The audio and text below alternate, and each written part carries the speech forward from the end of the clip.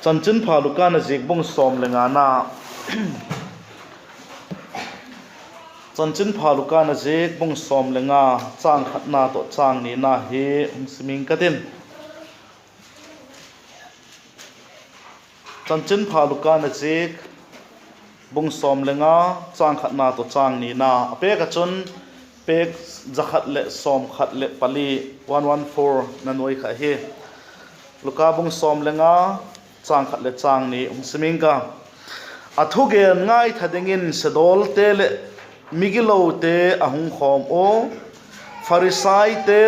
le khazik te chun zepa hin migilo te alopin alakun ananesek hi tin apun sau tawa i bible chang sim thakna che thiam thenin pan chanling cheton malai som pik tan la tuzin kala hin ithupi dingo kahung tel chu a hi le sumang tu lungthim na ti hi sto malama pat khan beigol promise mo ho velaki pat khan beigol thupi ding hoi te lo pat khan kalung thimala hi tak second sumang tu lungthim na ti hi thupi mangin pathian thun haulim khom le henu kanoma sumang tu lungthim na ti hi thupi ding ka ngai to a sermon ding ho ka siama ka hungzik la ya chon ka ngai to nan mi khan khat de hon banga gen di mo omin bangai to na anei di o ti ho hi ka ngai to nan ahungoma khan khat de ho chun sumang tu lungthim na ti a luka bung som lenga na isma hi le pathian chu fello tak mi hing te gola thil sumang lum leta thilo he min lum leta hi poe a thupi cho dik poi ti ngai to na le anei nom te nei thein ka ngai to a je gola chu ngai to na nei iom khak tak le le je te chu don hu na ding a chun e ho le pathian ki pat mang na ding om poe aman hung no si pong ka den hung tha tham ngai him pong ka e te hi zekin e yu le pathian pat mang na ding om diek poi ti le hin akibang zinga mo akibang ve ka ti su pathian chu thil sumang thei ding gola mi hing te gola mol le thil hemil vaka hi poi ti le hin adika ei mi hing te hole amang thei pathian pat mang thei hi po ti le hin le hung dik ki thaw hi zega chon i gen tam ngai ven jalam chu boi pi da hiden je gola vakin yela he mai lo le je golam ho chu gen go ka hilai jang po tu ni da to jing ka lo nai ka gen nom chu bang hem itie hi le pa pathian lung thim bang gola em nang le ke ya hi ti hi he thiam ning hi ka doi ka tu pen a hi jata ka bible chang sim naw hin bangi thidiam chanchin phaluka na zik bung som lenga na sung hi sim leo chin thil mang pathum i bible chun bung som lenga na sung hin thil mang pathum a hongena ziate hi ko gen hamiti le ilalpa je sun te hin thu again to hi ti he che to ilalpa je su christian ziate hin thu alagen na je hi bang je ka hamiti le tu isim na chang khat na to chang ni na cho hi ilalpa je su christa khovel alian lion migilo te ho alopa migilo te ho kenga anane a lai khan farisai te ho ahilo le sedol te ho le khazik te ho chu ahung phun tawa zimi pahin migilo te alopin alakun anane sekhi tin aphun sau jeng tawa jehuna chun amau te ho chun jesu christa chu thiam lo chan sak go hewa jehuna chun ilalpa jesu christan je farisai te le khazik te sedol te ho lungthim ngai to na hil chen nadinga chun te hin thu pathum ilalpa jesu christan ahung gen to a hi ti het me loading a hi apakhat na chun chang lia ki pata chang sagi teng khai sima hi le bela mang te hin thu ahung zika bela mang te hin thu asik na hin lan le in yo ayo vai peiten esen thanga hin ke he ala phuk to kha lala ko mi khatin belam zakhat nei ta han la ala ka chun pakhat mang tale som ko le ko te chu nu si a amang pakhat holding a chi loading ko lo mo em ti cho lan le again na jatak bible chang hen le again a hi chang lia ki pat chang sagi tiang kha sim leo chin je chu alagen ahi belam zakhat laka som ko le ko te khan anei tu lung thim alu dim tapo amang pakhat khan alung thim alu dim ta som ko le ko te chu nu sen amang ava hola amu pha da chun alieng ko wa hung po akipa ma sianga ati chumo e bible in ila hung tun tak len veng te agol te ako khomin akingun ei hung ki pak pivin kabelam matsu kha kamuki tai tidinga hi kahil lahiu zegol ma chun mi pha som ko le ko lung thim lung heina nei diek lo te chung sangin miglo pakhat lung heina chungin van mi ki pak zona ati cho zeta ka chun le ngai to leo chin ngai to ding tam pioma je bible chang hi chan chin phaluka na jigbong som lenga chang abong pum pi la sim tak le bela mang te khin thu dang ka mang te khin thu le chapatai mang te khin thu ki je ka je te oi atang pi ini ngai to na wa ingai to se ka chu amang tu chan chin kha ki gen hi le kilometer igel se ko hi lo wa hi je chan chin phaluka na jigbong som lenga na sung hi hoi tak chan sim leo chin amang chan chin ki gen po asumang tu lung thim asumang tu ngai tu na kha ki gen zo hi ti het mil lo ding wa hi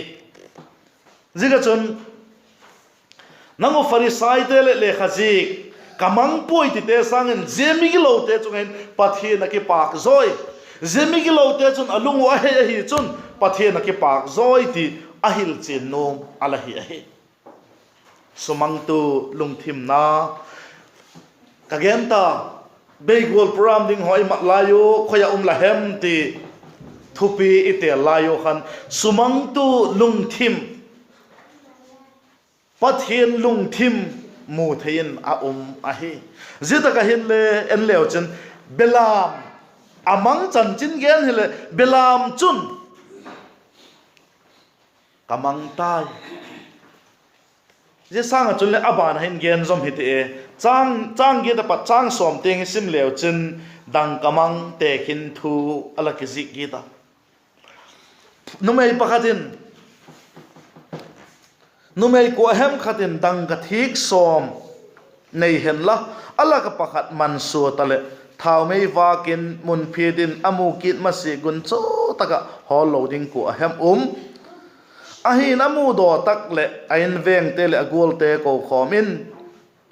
ei hung ki pak pivin kadang ka thik mat su kha kamuki tai te ding ahi kahil lahi je gol ma chun pathian van sol chak te ma anga chun migilo pakhat lung heina zegin ki pak na sek ahi ate je bible chang i simu hile a khadong gen ki na lai leng ei hon piang thak lo te piang thak na be pakha pathian ki pak iti wa adik thonai chule hilele adik kim lo chu piang thak lo te hung piang thak na be kha hilovin ging tu pathian cha ki ti te hole pathian dai lo gola hin kho alamang ta te ho khan elongel ngai to na dik ta lo te ho khan ai lo le dan dik ta lo te ho khan adik lama ihum ki he kit ihum ki sang ki da chun pathian akipa ma jeng hi ti i het mil loading a hi chang giat na ki pata chang som te ki sim na chun kawak sim na chun dang kamang te khin thu ki je ka amang thu ki gen ding hile dang ka chun bang ngai tu mo bang a hele dang kamang chun bang a he now te uniform to zingalin washing machine ka sopo washing machine sunga chun cheng ni thi coins ama ka tai kamang tai ke je ki sop khom ka tai ti ngai tu na nei lo mo amang dang ka chun amang a hepo banga hi le hepo dana chang le he phalo a he ti i he to a he ale a hol tu mun phia ta thau mai de hol tu khan asuk mangje khan alung thim ana a hi ti su imu theyu a hi male i he theyu a hi dang ka chan chin again po anei to lung thim dang ka som te la ka dang ka amang pakhat khan alung thim alu a hi ti imu a hi amu masang si ahol alung thim anatna anuam thei po mo alung thim na thu again amu masi ahol jing a he ti i bible chun again big a he ngai to leo chun pathianin mosi kengin sinai tanga chun dan thu som pek alapi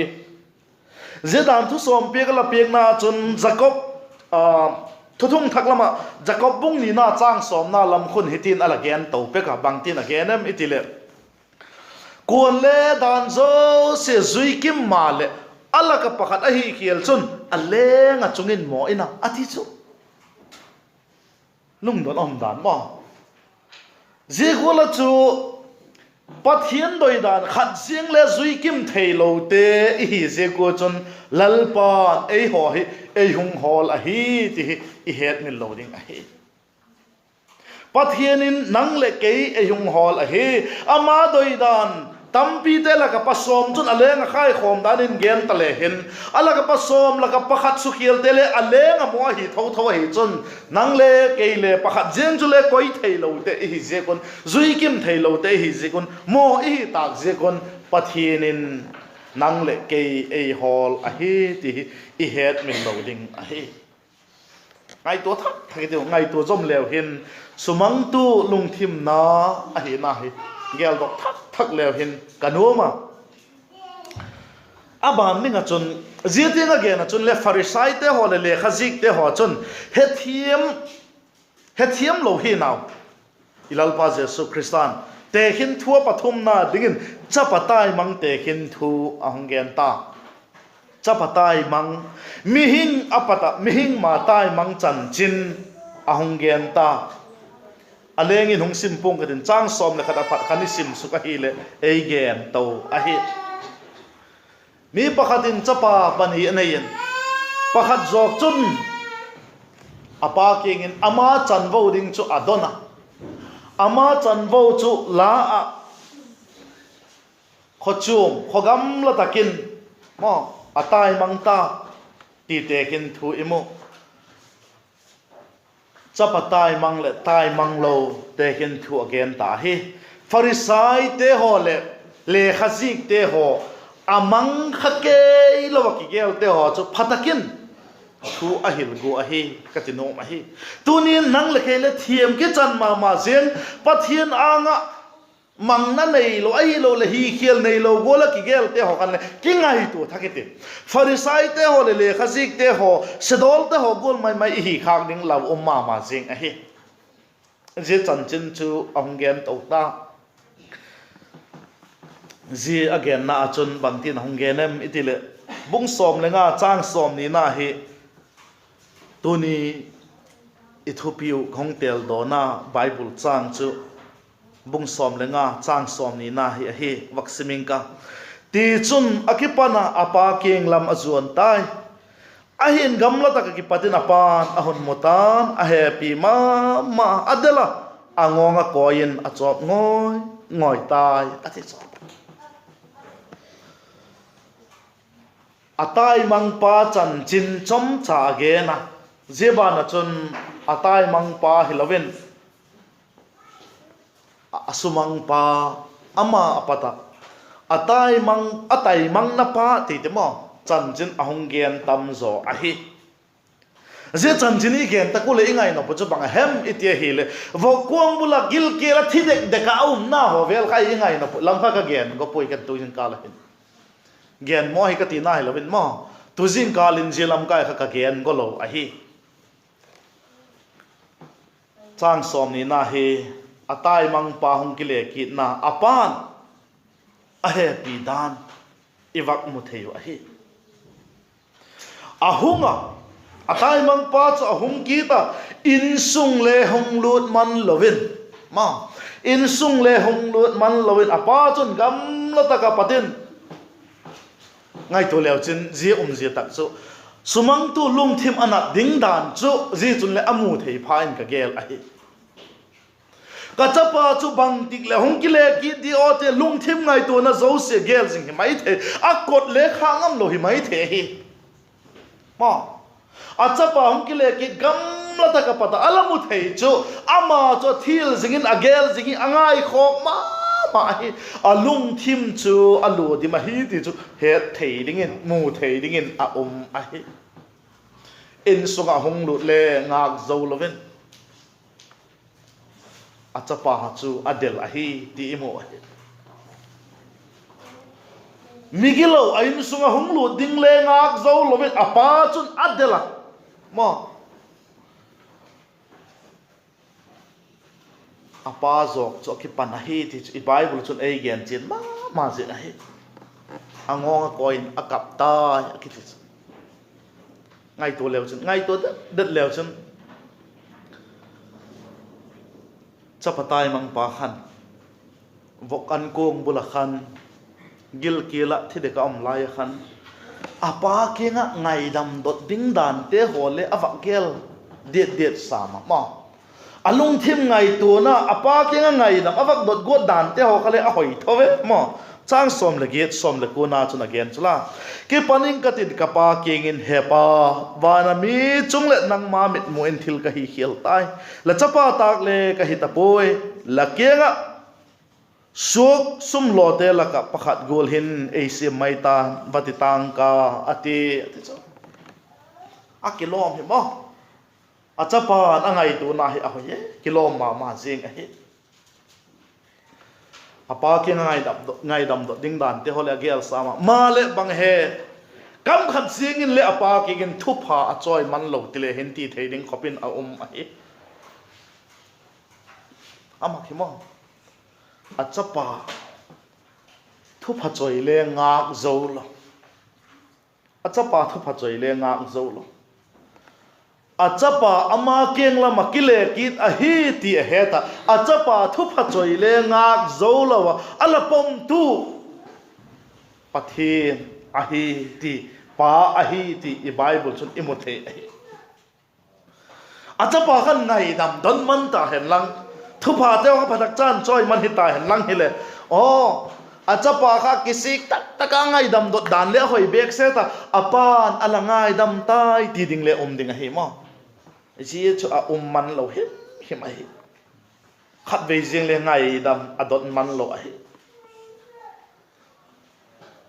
in mai lama mo ka lo ta ka amu adela angonga coin a chok ngoi ta hi ati chu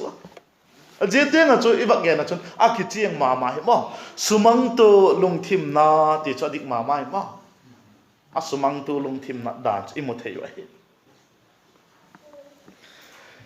pathin ipa pathin hi mo van pathin hi migilo te pakhat jing le iman thai ding ei phallo pathin a hi ti i het mil lo ding wa hi peter siklam ho khis ma hi pathin ngai chun ni sang khat hi le kum khat gol ma kum sang khat le ni khat gol ahong gen to kha bang zik hi tui happy na hun abei hunita happy na hun abei ding tak la thil tung ding te hole tung zo ke ta ti theya hi le happy na hun te hi bang zik hi dem i bible nei ge na pakhat jing le i man thai ding ei phal lo zik hi ati top mai hi jise ka chun ke ngai to he tio so pi the ke ngai to he tio amang thai te hole hukdam na achan thei na ningo chun ilal pa jesu christa hong ki ta cross hong ki khen den ki ting hai ta po je mo pok na je ten hukdam na chan thei na ningo chu nang le ke mo pok na ei koi pik ta he hun ki pa kum le hukdam na nei hin ma bak tam pi ka nei Krista se bak sem ni lalpan ke go tai tin lai se ko kha eyu mo pok na he zema na chum tunia ko chum te piang thak cha te pathian cha te hi nongale mi hi na do la pathian na ki pata ki hei mang kha pathian doi da na khalo te hille pathian lamin kile ki thiteu aman ei ngak lam ma he khabi khan ka gen ta doi tel theina ei pe ei za pek ma zenga ei ma unna ei ma nopna pangloin van gamin force in ei puilu theipo setan in le nang ma utna nang ma nopna panglovin gon muna puilu theina tha ha na nei lo hi ka ti kha zigul mi hing te chu hi zigun pa pathian na ki pati pe itai mang ta ko le mo force in ong hei kit po ong happy ma zak alung thim na ma ding a hi ti la het mil lo ding a hi lakile ki kalakile ki kakile ki ta hi chun awang pha hing ka te asumang tu lung thim nop na ki pak na hinge ding ka hi ti je cha patai mang pa chan chin pathin ilal pa je sun ei la gen chin pi ka hi ti het mil lo ding a hi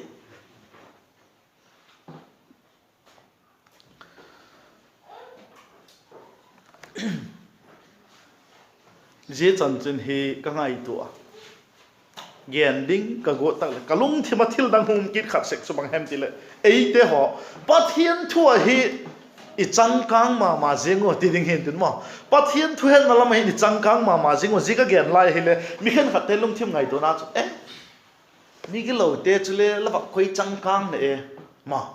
mi ki lo te chu le la ba koi thu pi ne ei ti nom le mi the na lai chu chung chang ai mo ngai to le chu mi ki lo te khat jiang mang thai ding phal lo pathian hi zeka chun mi ki lo te khat jiang zeka chun le pathian a lung thim na ma hi ti gen lai chun khen khat te chun mi ki lo te chu le la koi thu pi ne ti ngai to na lung thim le mi hing hi na chun a the na lai hi ma le en leo chun leile van ngel te ho zo sen a choi hoi chim lo bu pathian chapa jesu christa chu leimun noi nung pen building in hilo gadan piek na ina don lop chung hilo pon pha chung hilo pon kang chunga ki sil lo ganan piek na konga ki silin nang le ke migilo holding in ahunga hi ti het mi loading a hi ngai to dat le chen migilo te je go la chungai khok lo hi le ama bang hi na khove la hung pieng di je go lo ma chu pa pa the ne migilo nang le ke ei ngai khok a hi ti het chen emu chen a hi le nang le ke je mu chen tu nei tu te chun mi dang van gam che thei nai lo migilo te chu bangati ngai khok lo thei de van khopia ki pat nang le ke ei holding ama hung a hi le nang le ke khovela mi hita je khovel mi hing ma amang thai ding te chu bangati hol lo di mo bangati ngai khok lo di mo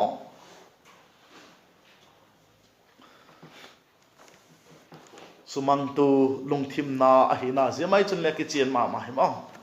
bible changin mun dangin pa pathe migilo te ho chunga alung thim na muding in am hai chule vaksim na la hitin jeremia bung git na chang sagi na achun bangti na kizikem ite hile iti na kizika jeremia bung git na chang sagi na ong simingka van lai zola tui wakang in bon ahunding akiheta vapalte plpim tel tui waten le ahung hunding chetu akihet thayon himal kapipi ten wang keilal pada kei alal pau dan thuthung te hi ahepo hi ate chola pathian lungthim nat na muding in aw ma hi ma le je chun le pathian lungthim nat na chola gan cha te ho vacha te hon bon a hunding ki he che to ama hung ding hun ki he che to kamipi ten wang kei alal pau dan thugot te hi ahepo hi tin alungthim anama ma hiti imuthe ngai toi tiu supi te ho nang chungin pa pathe zigol hen alung the mana khate tunin le nanga ding nang chungin pa pathe alung thim ana khate ale amang te chan chin neu chawa gen ti ve asumang tu be pigen amang te chan chin neu chawa gen le hin amang thei chumi hing ma hi zekin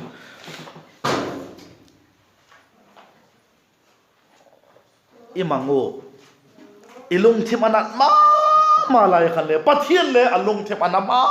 ma hi ti het mil lo ding a hi zana imu thei lo la ke ngai tua hak sat na chom chom la thuk la ya khan le pa pathian de le je kha hung het mil piek dek lo hung het piek zanga hi ti la het mil lo ding a hi je ka chun ei lam kai amang da na teo ama keng lam ki le kin nang le lungai na ding talu thom haw na ding talu lo hi ti tingam a hi Bible chang sim zomin ka Jeremiah bung get na mama chang som ni la khat ta som ni le ni na hung simin ka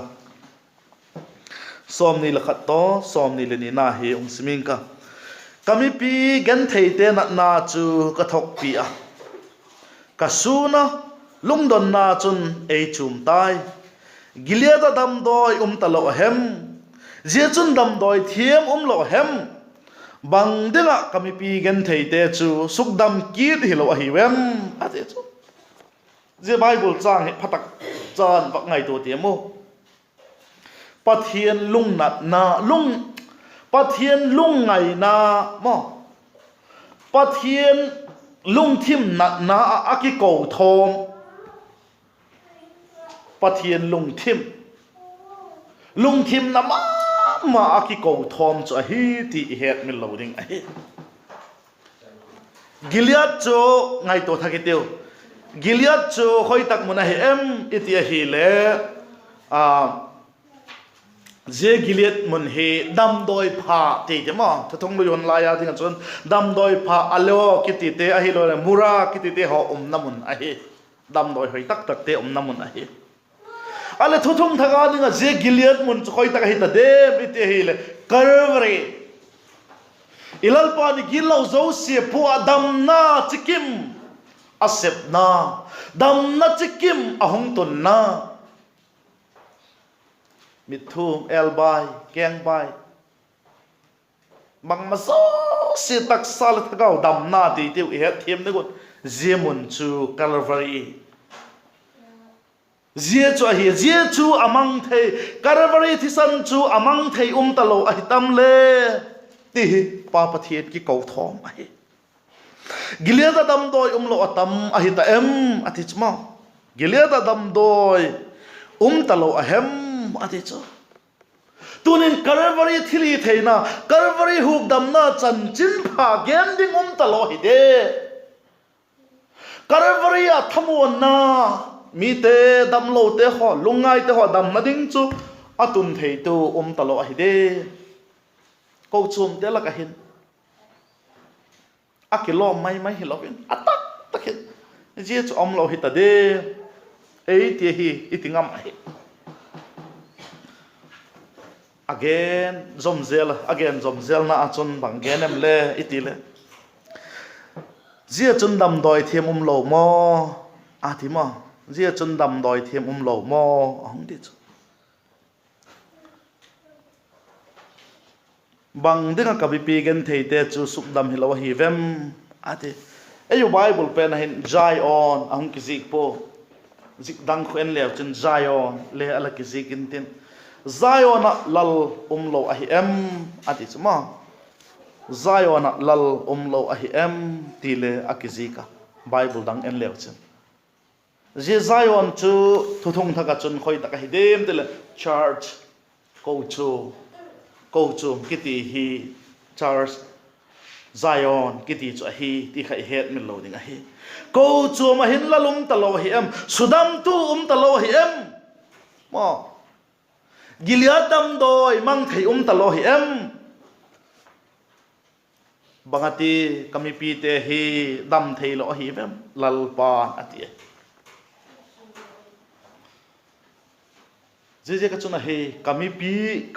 ka ko chum te na achun kana ve a he lalpa na ti he ka ko chum te kami pi na achun keile kana tho he kan le ka thok pi tho he je mang thei chu je dam na ding te ho cha mang thei talo he em ei ti he ti het mil lo ding ei ho amang te hin mo i ding chu bang hi de la phok tun hiti mai suan ding be ti kha phok mo hiti mai suan ding be ka hi zela phok tu cham chin kha lala sim khak deu ka tak sanga amin ka hemel ke mi min hoi ka tep te thei po pathian na sem o himal sem thei lo a hi upai lo ti ti ama adinga chun pathian na sep thei na dinga upai lo khopa a la ya zila hi ahung zik do a hi hiti mai sun ding bei e lalpa ka hung ti mo ama king lam zon a china chan chin kha hi pathianin jia chu angak la pen mi lung thim sukha penin le alagen a hi mo zila hin to ne chanin mi te lakin thu again sermon tam bi tak mai thogen thiam tam tak mai te sang ma in zila hin mi lung thim asukha a hi mo tunin kingai tu thakitin lalpa pau chap dan le ka thiam po e nangma king lam hong ki dan le ka thiam po nangma doi dan le ka sem thei po himale hiti hin ka hong mai lalpa ka hun nai he nangma bel dingin nang bel dingin ti le lan esa se ko khala pale lalpa ka hun nai he nang bel dingin ti la khalan esa se po je gola chun ilung thim takun hiti mai ka hi suan ding nei lo nang ka hong bel hi nang king in kaung hi tin lalpa king lamin kile ki ti o zia cho man angak la pen a hi zia chui le wana chun ki pak na thope tak mai chu ding a he ti I het mil lo ding a hi kum dana inawun laung sakna khan nonga khoilam laung sakna khan pian thak na thu piang thak tak tak hinam hilom hem ti hong sakna khan kalung thimong kilang chu kum sang ni le pali November som le li a hin pian thak na tak nei ka hi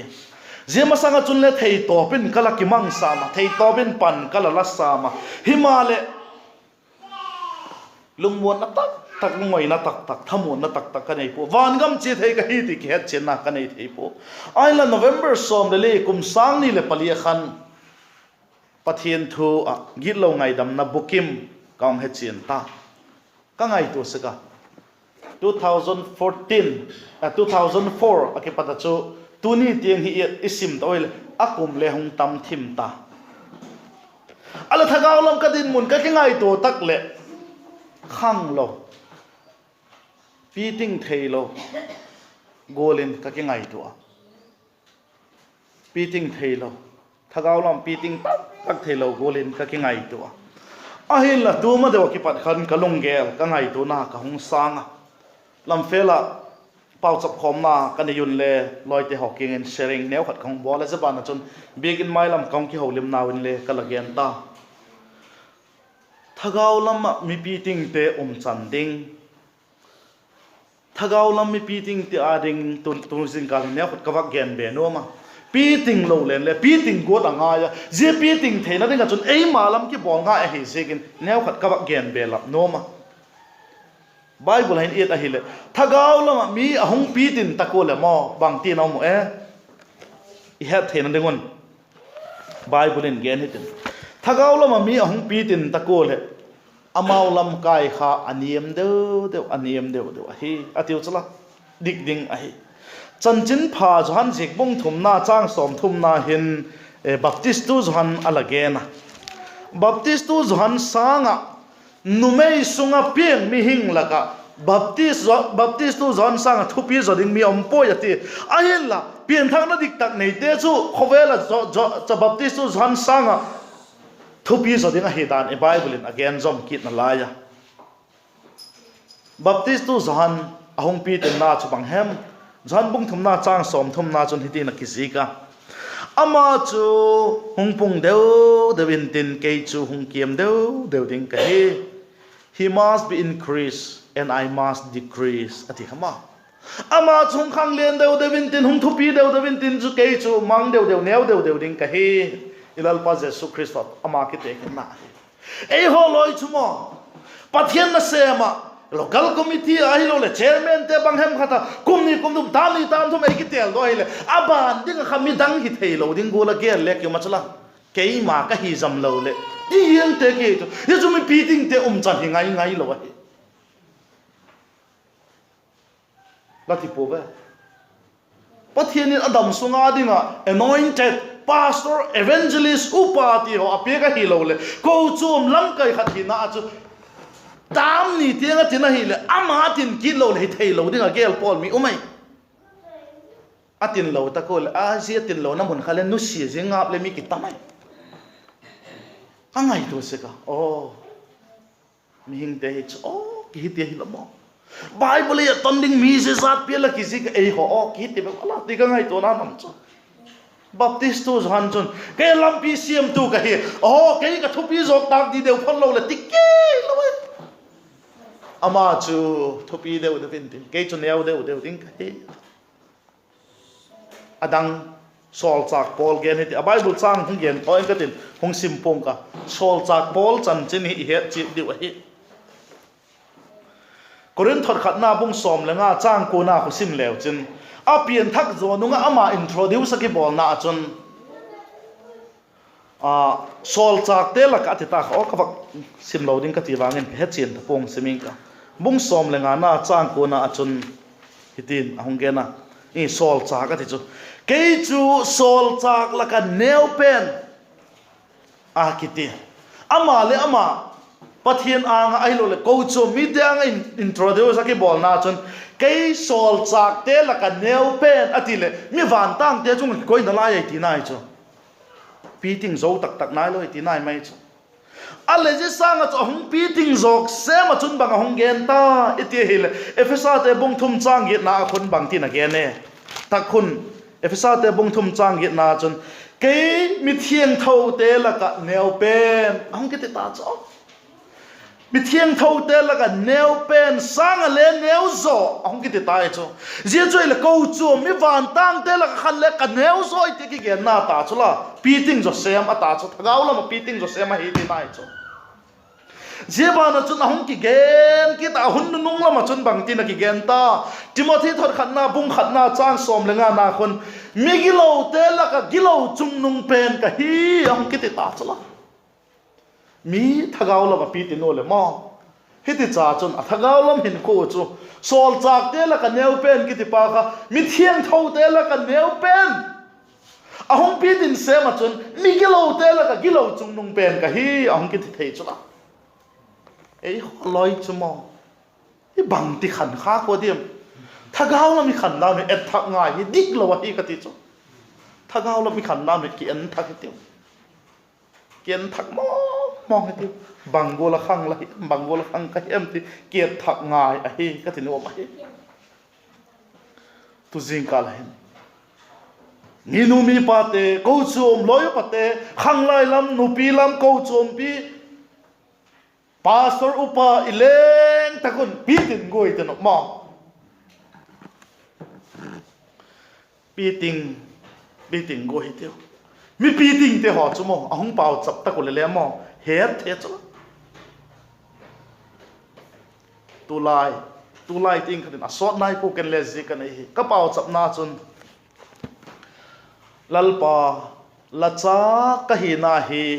lacha ka hi ka ki he na hi ei lak mang pe kin lang la suak ka hi na ke chin ding in ei pan pin ei ki tho pin ka ti ta lacha ka hi ka ke chen na hi ei lang mang pe kin lang la suak ka hi na ei ke chen sakin lang zina tu sem thei dingin sem pi ting thei dingin ei ki tho pin ka ti ta chu bang je ka je gol ka pau cha ba ya cha iti tak le mo cha iti tak le bang golin om sa ka cha iti tak le chu nei le lam go lal chu pha te ho ki chu na ai se kai chu la ye te ho chu chang ding hi na ke chen na hi je kha zia chu ki le sak na ki won sak na to kha se ka chu chan chin pha ma thai na jik bung som ni na chang som ni pat som ni liget ko sim leo chen Jebedai to Jacob no khun nong zui te ho khom na chun Jesu om na chun Jebedai te nu chun lal chut pha chang lam to vei lam chu acha te ding va kham tamai je nai chu mo la lal chut na la chut pha tak le kachate pakhathil la changlama pakhathil la veilama chu sakin oti ava kham tamai zen chu ale nung zui dang te chu lung kim taloi ki hon le ka zui ve thomu hila ti amo lungoi lo ta chu lungoi lo te chu je kha the ta chu ngai to leo chin tunin maki ngai to tiu ngai to mong tiu cha hi na tiang be kha lungoi ding ai ko azek chu cha hi na khan bang cha ka hi le ka right iti theu chlama ka right uma hi ti ke che da chula cha ki ti chun right ki nei che da chula je right kha claim ki bol go sakai chu je ka chun thagaw la pi ti na ring ta kha akitung zo ngai sek lo hi ka ti no mai chu je ka chun shok pathianin pian thak na ka nei donga ei sak na lai hi chu asok ana sem ding ei doi ka hi ti kha ki heleu hin dai ma se na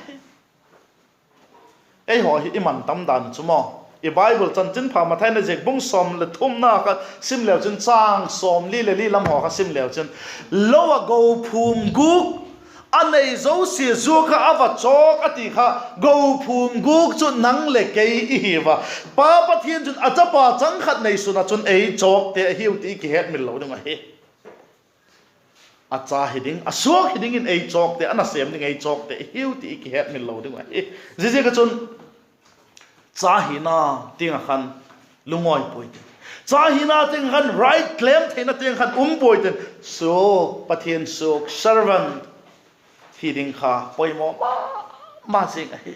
ilal pa jesu zeng khale khovel a hung lai khan mitel ama na sep piek dung hilon ama chu mitel na sep piek ding be philo a hin na pe ka mitam takin hin na hin tamane na dingo hung hi soi kha ti het mil lo ding a he re ka chun ei ho pang lo ba pathian lungmong theilo sumang tu lungthim na ei ho pang lo ki pak theilo a hi dan he in tai mang san go ta pui tiu pieng thak cha te hon le tai mang san go ta pui tiu pi ting lam mason lam go che thi tiu je chu pa doi lam pa pathian doi lam a he sumang tu lungthim na ma jing a he nang le thil khat la suk mang tak le la lungthim anai pa pathian hin nang ama pat lamang tak le pian thak lo te chunga lungthim nat na chuma o pian thak cha te ho ama ki par tai mang te chunga lungthim nat na chuma he je ka chun pa ki patin tai mang ta poi teu pi tin lam ma noi teu cha be philo asok hidingin ki sajovin pan la thak teu a thoi gen teu chupan chanding che don malai som bik tan la pau chom nang nei ka pau se teu happy nadim kabi ko le kabelu pa pathin nang ma ki para tai mangola ki gelin nang ma ki van copy ha thei ta lo dinga ka lion le happy a leilung sema ma zinga ke yopang lovin la lungmong thei po laki pang na bukim thei po la chapa chang khat nei sunin le hung hol ka nang ma ki nga thei dinga go phum gu chapa chang khat nei suna le chok do te ka hi se kon ki pak ma main la king in ki pak thu ka gen wa he nang ma pada tai mang ki talo dingin lagin la cha te kamau ei pui jing din nang ma pui na ka don kit ba ko he nang man kamau lei pui ding a hi jing la ya ke mau doi tel na nang ma langai khok ma zinga ke mau doi tel na dung zuin leum sak saka nang ma doi lo lam hi ding hi jing le ke mau doi tel na chu leimo kham tang po le happy na alien back set a hi ti ka mu theyo zila happy na lien ma jing hi sual bol na le nang ma lung thim na ding mang lo ding nangin la cha te e ho lim pi thak din la pan pi na velin ka don kit ba ko he nang ma patatai mang talo nang ma ki pak na tak hin kho lungthim ngai to na mang to sel theidin kamau e puyen tin le taksa le thagawa kapitin thagawa taksa lama kapitin dung ju thagawa lama le piting to sel theiding nangin kamau e puyen e ki thu pi jing tin lapan pi na kalal pa doi tak mai jesu minin la king in ka hong don a he amen chan chun gen ke ki pa ke